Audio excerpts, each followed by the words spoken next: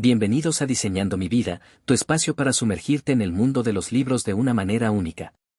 En este canal, exploramos juntos los capítulos de obras inspiradoras. Si amas los audiolibros y disfrutas de sumergirte en historias fascinantes, estás en el lugar correcto. No olvides suscribirte, activar la campana de notificaciones, darle me gusta si te encanta lo que escuchas y compartir con aquellos que buscan inspiración. Comencemos este viaje literario juntos. El alquimista. Pablo Coelho. Prefacio. Es importante advertir que El alquimista es un libro simbólico, a diferencia de El peregrino de Compostela, Diario de un mago, que fue un trabajo descriptivo. Durante 11 años de mi vida estudié alquimia. La simple idea de transformar metales en oro o de descubrir el elixir de la larga vida ya era suficientemente fascinante como para atraer a cualquiera que se iniciara en magia. Confieso que el elixir de la larga vida me seducía más, pues antes de entender y sentir la presencia de Dios, el pensamiento de que todo se acabaría un día me desesperaba. De manera que, al enterarme de la posibilidad de conseguir un líquido capaz de prolongar muchos años mi existencia, resolví dedicarme en cuerpo y alma a su fabricación. Era una época de grandes cambios sociales, el comienzo de los años 70, y en Brasil no se encontraban aún publicaciones serias sobre alquimia. Al igual que uno de los personajes del libro, comencé a gastar el poco dinero que tenía en la compra de libros importados y dedicaba muchas horas diarias al estudio de su complicada simbología. Intenté ponerme en contacto con 2 o 3 personas en Río de Janeiro que se dedicaban seriamente a la gran obra y rehusaron recibirme. Conocí también a muchas otras que se decían alquimistas, poseían sus laboratorios y prometían enseñarme los secretos del arte a cambio de verdaderas fortunas. Hoy me doy cuenta de que en realidad no sabían nada de lo que pretendían enseñarme. A pesar de toda mi dedicación, los resultados eran absolutamente nulos. No sucedía nada de lo que los manuales de alquimia afirmaban en su complicado lenguaje. Era un sinfín de símbolos, dragones, leones, soles, lunas y mercurios, y yo siempre tenía la impresión de hallarme en el camino equivocado, porque el lenguaje simbólico permite un gigantesco margen de error. En 1973, ya desesperado por la falta de progresos, cometí una suprema irresponsabilidad.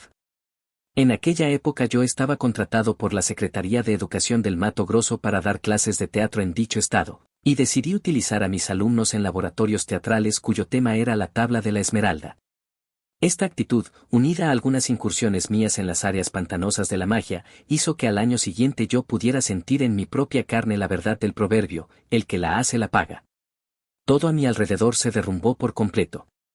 Pasé los siguientes 6 años de mi vida en una actitud bastante escéptica en relación a todo lo que tuviese que ver con el área mística. En este exilio espiritual aprendí muchas cosas importantes, que solo aceptamos una verdad cuando previamente la negamos desde el fondo del alma, que no debemos huir de nuestro propio destino, y que la mano de Dios es infinitamente generosa, a pesar de su rigor. En 1981 conocí Ram, mi maestro, que me reconduciría al camino que estaba trazado para mí. Y mientras él me entrenaba en sus enseñanzas, volví a estudiar alquimia por cuenta propia. Cierta noche, mientras conversábamos después de una extenuante sesión de telepatía, pregunté por qué el lenguaje de los alquimistas era tan vago y complicado. Existen 3 tipos de alquimistas, dijo mi maestro. Aquellos que son imprecisos porque no saben de lo que están hablando, aquellos que lo son porque saben de lo que están hablando, pero también saben que el lenguaje de la alquimia es un lenguaje dirigido al corazón y no a la razón. ¿Y cuál es el tercer tipo?, pregunté. Aquellos que jamás oyeron hablar de alquimia pero que consiguieron, a través de sus vidas, descubrir la piedra filosofal. Y de este modo, mi maestro, que pertenecía al segundo tipo, decidió darme clases de alquimia. Descubrí entonces que el lenguaje simbólico que tanto me irritaba y desorientaba era la única manera de alcanzar el alma del mundo, o lo que Jung llamó el inconsciente colectivo. Descubrí la leyenda personal y las señales de Dios, verdades que mi raciocinio intelectual se negaba a aceptar a causa de su simplicidad. Descubrí que alcanzar la gran obra no es tarea de unos pocos, sino de todos los seres humanos de la faz de la tierra. Es evidente que la gran obra no siempre viene bajo la forma de un huevo o de un frasco con líquido, pero todos nosotros podemos, sin lugar a dudas, sumergirnos en el alma del mundo. Por eso El alquimista es también un texto simbólico. En el decurso de sus páginas, además de transmitir todo lo que aprendí al respecto, procuro rendir homenaje a grandes escritores que consiguieron alcanzar el lenguaje universal, Hemingway, Blake, Borges, que también utilizó la historia persa para uno de sus cuentos, y Maubatean, entre otros. Para completar este extenso prefacio e ilustrar lo que mi maestro quería decir con lo del tercer tipo de alquimistas, vale la pena recordar una historia que él mismo me contó en su laboratorio. Nuestra Señora, con el niño Jesús en sus brazos, decidió bajar a la tierra y visitar un monasterio. Orgullosos, todos los sacerdotes formaron una larga fila, y uno a uno se acercaban a la Virgen para rendirle homenaje. Uno declamó bellos poemas, otro mostró las iluminaciones que había realizado para la Biblia, un tercero recitó los nombres de todos los santos. Y así sucesivamente, monje tras monje, fueron venerando a Nuestra Señora y al niño Jesús.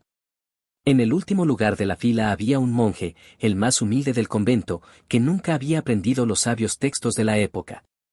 Sus padres eran personas humildes, que trabajaban en un viejo circo de los alrededores, y todo lo que le habían enseñado era lanzar bolas al aire haciendo algunos malabarismos. Cuando llegó su turno, los otros monjes quisieron poner fin a los homenajes, pues el antiguo malabarista no tendría nada importante que decir o hacer y podía desacreditar la imagen del convento. Pero en el fondo de su corazón, él también sentía una inmensa necesidad de dar algo de sí a Jesús y la Virgen. Avergonzado, sintiendo sobre sí la mirada reprobatoria de sus hermanos, sacó algunas naranjas de su bolsa y comenzó a tirarlas al aire haciendo malabarismos, que era lo único que sabía hacer. Fue en ese instante cuando el niño Jesús sonrió y comenzó a aplaudir en el regazo de Nuestra Señora. Y fue hacia él a quien la Virgen extendió los brazos para dejarle que sostuviera un poco al niño. Prólogo. El alquimista cogió un libro que alguien de la caravana había traído. El volumen no tenía tapas, pero consiguió identificar a su autor, Oscar Wilde. Mientras hojeaba sus páginas encontró una historia sobre Narciso. El alquimista conocía la leyenda de Narciso, un hermoso joven que todos los días iba a contemplar su propia belleza en un lago. Estaba tan fascinado consigo mismo que un día se cayó dentro del lago y se murió ahogado. En el lugar donde cayó nació una flor, a la que llamaron Narciso. Pero no era así como Oscar Wilde acababa la historia. Él decía que, cuando Narciso murió, llegaron las Oreades, diosas del bosque, y vieron el lago transformado, de un lago de agua dulce que era, en un cántaro de lágrimas saladas. ¿Por qué lloras?, le preguntaron las Oreades. Lloro por Narciso, repuso el lago. Ah, no nos asombra que llores por Narciso, prosiguieron ellas. Al fin y al cabo, a pesar de que nosotras siempre corríamos tras él por el bosque, tú eras el único que tenía la oportunidad de contemplar de cerca su belleza. ¿Pero Narciso era bello?, preguntó el lago. ¿Quién sino tú podría saberlo?, respondieron, sorprendidas, las Oreades. En definitiva, era en tus márgenes donde él se inclinaba para contemplarse todos los días. El lago permaneció en silencio unos instantes. Finalmente dijo: yo lloro por Narciso, pero nunca me di cuenta de que Narciso fuera bello. Lloro por Narciso porque cada vez que él se inclinaba sobre mi orilla yo podía ver, en el fondo de sus ojos, reflejada mi propia belleza. ¡Qué bella historia!, dijo el alquimista. Gracias por acompañarnos en el prefacio y prólogo de El alquimista. Pablo Coelho. Espero que hayas disfrutado tanto como yo. Si el contenido te fascinó, no olvides suscribirte y activar las notificaciones para no perderte ninguno de nuestros próximos episodios. Comparte este video con amigos y familiares interesados en este tema. Todos los capítulos anteriores están ordenados en nuestra lista de reproducción. Si deseas adquirir el libro, encontrarás el enlace en la descripción del video. Gracias nuevamente por ser parte de esta experiencia literaria.